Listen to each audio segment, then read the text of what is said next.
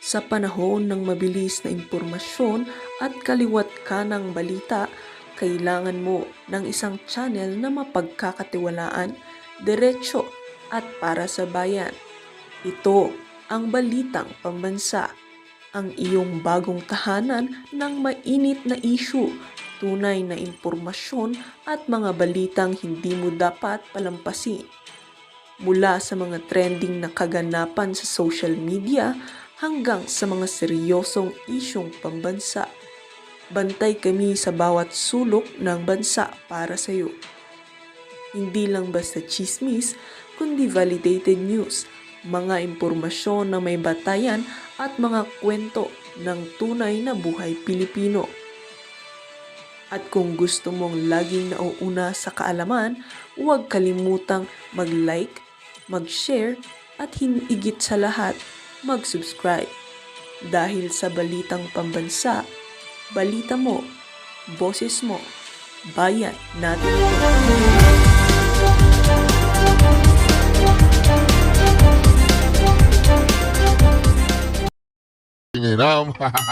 Pero mga karyaso, simulan muna natin dito sa ating idolo si Senador Rodante Marcoleta, Para yata gusto na naman niyang gayahin gusto niyang gayahin yata si Benday na Yupak Tulpo. Bending dalo. Bending dalo muna tayo mga karyaso na. Bending dalo muna tayo, ha. Bending dalo muna tayo. Alright. Mr. Chair, sabi nila, baka naman we can bend the law to make the people happy. Hindi, pinakikita mo kasi talaga pong because of that, tagtag na po kami ng text messages eh. You want us to be happy, Mr. Chair, sabi nila. Papayagin nyo na yung ERC na you bend the law. Ha? Alisin na muna natin yung system laws na yan. Hindi naman magiging pobre lahat yung mga stakeholders na gumagawa ng... Pero yan lang naman. Kunwari lang, pumayag na silang lahat at napag-aralan natin dapat ang tanggalan ng system laws kahit na private distribution, kahit na electric cooperatives o kahit na pa yung off-grid areas, blah blah blah. Hindi ba natin masusuri kung ganong impact, kung malulugi ba sila o hindi, gaano ay kalulugi nila? Palagi ko, hindi sila malulugi. Yun lang po yung gusto ko makita. Let's say 20 billion peso per year na income nila. Lugi ba yun? May halaga po kasi may gastos itong nakatumbas itong system loss associated sa generation at saka sa transmission. Naintindihan ko, ang sinasabi ko po, yung kinikita po ng distribution utilities, kung aalisin natin yung malaking bagay po ba, mai-impoverize ba sila kung talagang alisin na natin? Yun ang gusto kong makita po. Ngayon po kasi pass-through purely pass-through ang kanilang pangungulekta ng generation at transmission. Wala silang kita doon. So kung ano lang yung kanilang aktual na ginastos na inaalaw ng ERC, yun lang ang hindi, kanilang yung pass-through po, yung silang nangungulekta sa generation and transmission. Kaya lang yung sa kanila, meron din silang cost na, ito po yung sinasabi natin. Ang ano po kasi, ang system loss, transmission lang at saka distribution utility, pinag-uusapan natin. Opo, pero ang sinisingil natin sa pamamagitan ng system loss charge ay yung halaga ng generation at transmission na katumbas ng nawawalang kilowatt hours po. Kaya't ito ay pinapass through din, subject to the cap. Kung ang walang system loss sa distribution, halimbawa Meralco? Yun nga po yung nire-representa ng system loss na sinisingil ng ating mga distribution utilities. Ito ay yung para sa mga kilowatt hours na napapabilang dun sa system loss nila. At yung system loss na ito, ang component naman niya ay mayroong generation at mayroong transmission po. O ipalagay na natin gano'n ang pagkakaintindi po ninyo dyan. Generation, transmission, and distribution. Di ba sila pwedeng mag-usap-usap? Prorata natin yung loss na yan. Ikaw 20% ka, ikaw 25%, ikaw ganito. Para sa gano'n, mawala na lang sa tao. Para lang maipababa natin ang kuryente. Gano'n po sana yung philosophy na gusto kong mangyari. Pwede po kasi na itulak natin, i-push natin yung cost na yan sa mga generators. But eventually, kung ang mga generators naman ang mag-shoulder niyan, ipapasa din nila sa kanilang mga customers. So, pero mas akma na ito ay mapabilang doon sa parte ng retail right ng ating mga distribution. So, ibig sabihin mga ka-reaction, ayaw po nilang ayaw po nilang, anong tawag doon? Ayaw nila yung gusto ni Senador Marcoleta.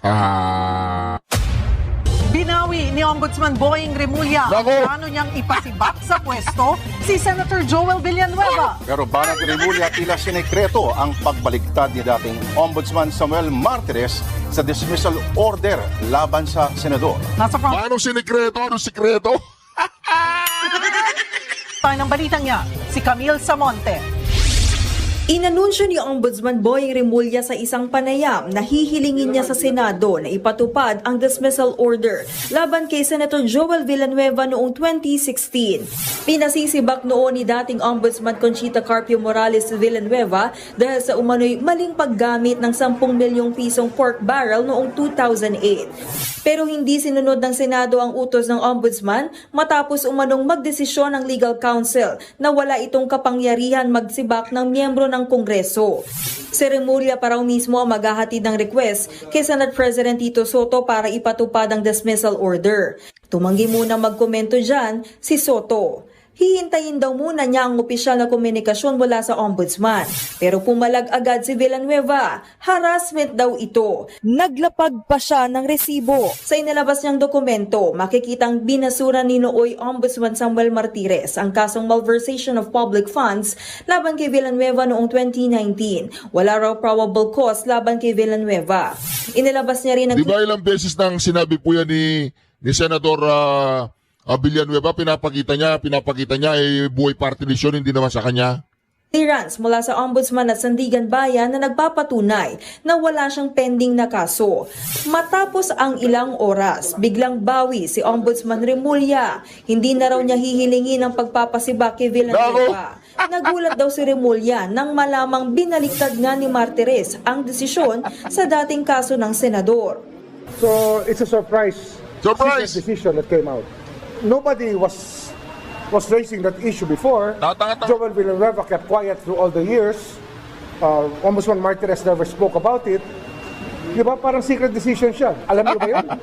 Did you know about it? Nobody knows about it. Paglilinaw din ni Remulla, hindi ito Napahiya ka, Bonjing! Napahiya ka! Inahawakan mo kasi yung live wire eh. Nakuryente ka tuloy. Dapat huwag mong hawakan yung live wire.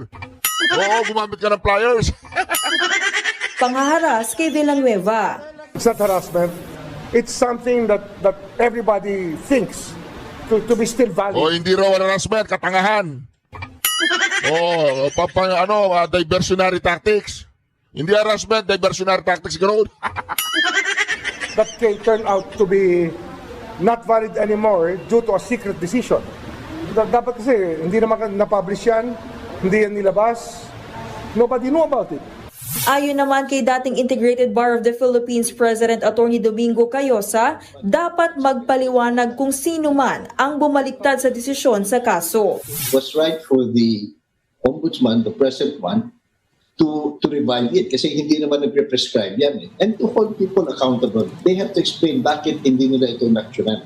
Whoever reversed then Ombudsman Conchita Carpio Morales should also be held accountable and explain. Senate should also explain bakit inupuan nila yung rekomendasyon nila. Sasalang ang Office of the Ombudsman sa budget hearing sa Senado bukas. Personal na haharap dyan si Remulla pero hindi niya raw kakausapin si Villanueva. Wala pang bagong pahayag si Villanueva tungkol dito. Nagbabalita mula Pahiya. Walang kuryente ka tuloy. Oo, 1,000 voltage yan. Di ba? sa Frontline, Camille Samonte, Nako mga ka-reaction, mag-react po tayo ngayon dito sa nangyayari, no? Si Bonjing Remulla, gusto pong ipatanggal itong si Senador Villanueva. Pero bandang uli, hindi pa man lumipas yung 24 hours, umatras na, walang bawi, di ba? Kung gusto mo lumaban, laban lang, walang bawi-bawi na ganyan. Mga ka-reaction, bantagin po ninyo mga ka-reaction, ha? gusto niyang utusan itong Senate President Tito Juan Bol University Soto para i-enforce yung 2016 na desisyon daw di umano ni Conchita Carlos. Pero dito mga kareaksyon, pakinggan po natin pakinggan muna natin si Bonjing. Mamaya, ito, wala pa 24 hours. Aatras na to kasi bakit? Masyado kasing halata ang ginagawa nila mga kareaksyon. Talagang gusto nilang iligaw ang taong bayan sa totoong issue na si Tambaluslos, si Bongbong Marcos, si Lisa Araneta, si Saldico, sila dapat ang maimbestigahan dyan sa flood control anomaly dahil dinadala na daw yung pera doon sa Aguada, Malacanang. Pero dito mga ka-reaction, matagin po rin itong si Bonjing Remula, pakinggan muna natin tapos pagkatapos natin mapakinggan to, yung pag-atras naman niya, maganda po ito, panoorin po natin mga ka-reaction. All right. Now, talking about other senators, you mentioned Senator Joel Villanueva. I want to ask you, because the ombudsman at one point ordered the dismissal of Senator Joel Villanueva, which was never acted upon. Is now implicated in a similar controversy. First, what happens to the old order, and what happens now to new issues against him? Karen, that order was given by former Ombudsman Conchita Carpio Morales in 2015 when Fanny Belmonte was still Speaker of the House. Teka lang mga kareaksyon, may tatawagan lang ako. Teka lang. Stop ko muna kayo dyan. Hello, DOH. DOH ba to, DOH? Oo, magpadala nga kayo ng doktor. Oo, sa ombudsman. Pakitignan nyo si Boying, medyo nagmumuta yung mata, baka may sore eyes. Okay, pakitignan nyo si Boying, nag-iba na yung kulay ng balat, ayaw namin siyang mamatay kagad, gusto namin mabuhay siya ng 2,000 taon. Oo, ayaw namin mamatay, hindi siya masamang damo. Yung anak niya nasangkot sa masamang damo, doon sa pinagbabawal na damo. Pero si Boying, hindi siya masamang damo, ayaw namin siyang mamatay. Alam namin, kaagad na-dismiss yung kaso ng anak niya. Dahil planted daw yun. Hindi totoo yung kaso. Yung anak niya, di ba sabi niya maganda yung pagpapalaki niya sa mga anak niya? Siya mamumroblema sa mga anak niya. Bakit na-bypass? Hindi ko alam bakit na-bypass yung anak niya. Basta si Boying hindi siya masamang damo at yung anak niya hindi gumagamit ng masamang damo. Okay, tapos na. Oo, nagmumuta at saka nag-iba yung kulay ng balat. Baka matodas na to Wag, ayaw ko matodas, okay? Okay, bye. Wala po, yung albularyo, hindi yun na anong tawag doon. Hindi yun na DOH. Tuloy natin mga karyaso, tuloy natin, alright? Tuloy natin. Ombudsman Conchita Carpio Morales in 2015 when Fanny Belmonte was still Speaker of the House. And later on, the same order was given to the Senate President in 2016. And nothing came out of it. And I think that it is one of the things that the Supreme Court will have to decide eventually. What is the real... Kasi bumabanat sila mga ka-reaction, hindi mo na sila nagre-research. Ibinasura na pala yan ni Martires. Power of the Ombudsman to dismiss people who fall under the House and under the Senate. Does the Senate have, or does the Senate leadership have an obligation to listen and enforce the orders of the ombudsman within its system? Because that is the issue here. This office was created by the Constitution. It's a constitutional office, but it cannot be less important than the rules of the Senate or the rules of the House. So at the time, the Speaker didn't dismiss him, and the Senate allowed him to sit down as a senator, even though he was already dismissed and disqualified from public service. This has to come to a head, and we are relying on the judiciary to come up with a pronouncement on this matter. As sinasabi ko nga, when I try to go after with these cases, I will always seek out. Hintay po ninyo maya-maya mga kareaksyon Hintay lang po kayo maya-maya. Hintay lang po kayo maya-maya mga kareaksyon. May mangyayaring dito, rigudon. Mapapahiya to, yung DOH. The advice of the judiciary, because they're half the legal system that we have. Sila talaga yung dapat nagsasabi na ito ang dapat gawin dyan, o dapat dyan dalhin nyo sa COMELEC kung sasabihin nila para hindi na yan makaupo. But they have to lay down guidelines in this matter. They're not perfect. The judiciary is not perfect. But at least we have a working judiciary that can decide controversies of this magnitude. Oo. If I were to ask you, what do you believe is the power of the ombudsman under the Constitution? Halimbawa, meron kayong inutos. It doesn't have to be Senator Villanueva. Kailangan ma-dismiss, nakaupong senador. What do you believe kung ano ang tama? Kasi paano nga yun? Halimbawa, ayaw... Dapat yan ano lang eh. Karen, that should be enforceable immediately by a letter containing the decision given to the Senate President. And the Senate President should be the one to enforce it. That is the only way to do it. Hindi niya alam mga ka-reaction. Pagbobotohan pa yan eh. Tsaka wala na eh. Na-dismiss yun eh. Papakita ko po sa inyo ha. Ito, bumabanat itong si Bonjing mga ka-reaction. Ang banat kasi ni Bonjing, papuntang kaliwa. Alam mo. Bonjing! Banat mo eh. Iba yung banat mo eh. Iba mga ka-reaction. Iba yung banat eh.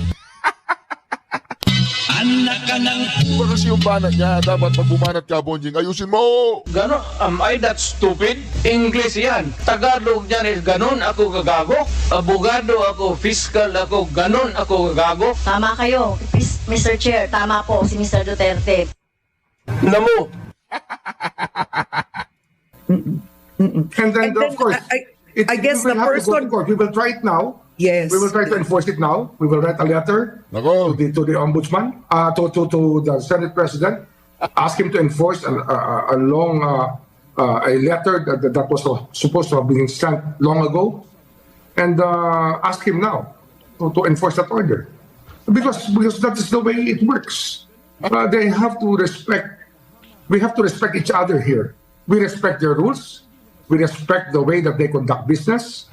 We respect the independence of the Senate. But the design of the government is that the ombudsman is there to protect the people. And we all are there to serve the people. So it has to come to a head sooner or later. Okay, I want to make this clear because you're announcing something new today. Are you saying that you will write to Senate President Tito Soto? I guess... Utusan niya si Tito Soto. Oo, utusan niya. Si Tito Soto, utusan lang yan, utusan. Utusan ni Romualdez, utusan ni Remula, utusan ni... Basta si Tito Soto, tuta yan, walang yaka, hindi ka tuta. Sino tuta mo? Si Romualdez? Nagtatapang-tapangan na naman tong Wambol University Scholar na to eh. Is it today or within the week? Immediately enforce... I will try to have it done today, so I can deliver it to him tomorrow when I go to the Senate, because we have a budget hearing at the Senate. It's something that has to be decided between... Bukas, intayin po ninyo yung budget hearing ha, babanatan ni Marcoleta. Kinakabahan na to. Oo, babanatan ni Marcoleta to. Tatanungin na nyo patungkol sa Blue Ribbon Committee. Nakahanda na si Marcoleta, babanatan niya to, kakareaksyon. Between men and between institutions. And it has to be for the good of the people. What is the meaning of this office if people will just ignore the orders of this office? So you will write a letter today to enforce the... I will hand carry it to the Senate President tomorrow. Pero let me just say, the old dismissal order of Conchita Carpio Morales against Senator Joel Villanueva. Yes, I will do it, Karen. Because it has to be done. It is the only incident lacking for the court to decide. So there's a justiciable controversy. We have to create it. We cannot just stand there and be a bystander. We have to be the active participants to trigger a response from the court. Ako mga kareaksyon na nangyayari po dito mga kareaksyon. Napapahiya na po ito si Boying. Umaga, tanghali, gabi, napapahiya na po. Araw-araw napapahiya to. Mamaya, paintay po natin. Okay. All right. Now, you may have the Senate once again acting as a body protecting their own. What would you do when it repeats itself? Well, we will go to court. We will go to the Supreme Court. It is really meant to go to the Supreme Court if they do not obey. And chances are they will not obey. Because it's a collegial body that decides on only on political matters when it comes to decisions like this. So it has to become a justiciable controversy for the court to decide. So if they refuse to do it or it's not enforced, the vote is not gotten, then we will ask the courts about how the hell do we enforce an order from the ombudsman when it's final and executory, or even when it's not final and executory, but because it contains a grave offense, you're found guilty of a grave offense. I think that it's our duty to enforce it. Oh, tama na. To-enforce ka dyan. Oh. Dito naman po tayo. Dito po tayo.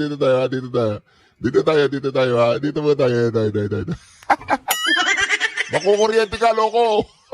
Oy, Bonjing, makukuryente ka dito. Tingnan mo. Pahinga po natin, ha. Constitutional Law Professor Ralph Sarmiento ng University. Yan, hindi yan. Teka lang, hanapin natin. Ito. Ito po mga kareaksyon. Averted, binawi na ni Ombudsman. Showdown averted, binawi na ni Ombudsman Boying Remulla ang dapat sanang plano niyang ipa-enforce sa Senado ang isang 2016 dismissal order. Bakit binawi? Bakit mo binawi, Bonjing? Hindi pa nagto-24 hours, binawi mo na eh. Laban kay Senador Joel Villanueva. Alamin natin kung bakit sa agenda report ni Hannah T. Live mula sa Senado. Hannah, ano nangyari? Pinky, mukhang nakuryente ang Office of the Ombudsman matapos ang report kanina na magpapadala raw ng sulat si Ombudsman Jesus Crispin Remulla kay Senate President Tito Soto hinggil doon sa pag-enforce ng isang 2016 dismissal order laban kay Senator Joel Villanueva. Biglang lumitaw ang reversal ni dating Ombudsman Samuel Martires hinggil doon sa order noong 2019 pa. 2016 nang ilabas ang desisyon ni dating Ombudsman Conchita Carpio Morales na nagpapadismiss kay Villanueva at perpetual disqualification niya from public office.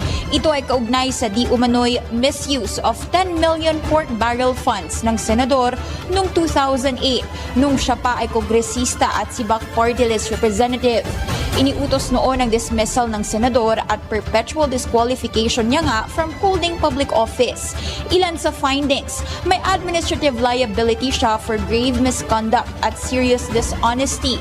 Inirekomenda rin noon ng ombudsman ang pagsasampa ng criminal charges laban kay Villanueva, kabilang ang paglabag sa Anti-Graft and Corrupt Practices Act, malversation of public funds at malversation through falsification of public documents.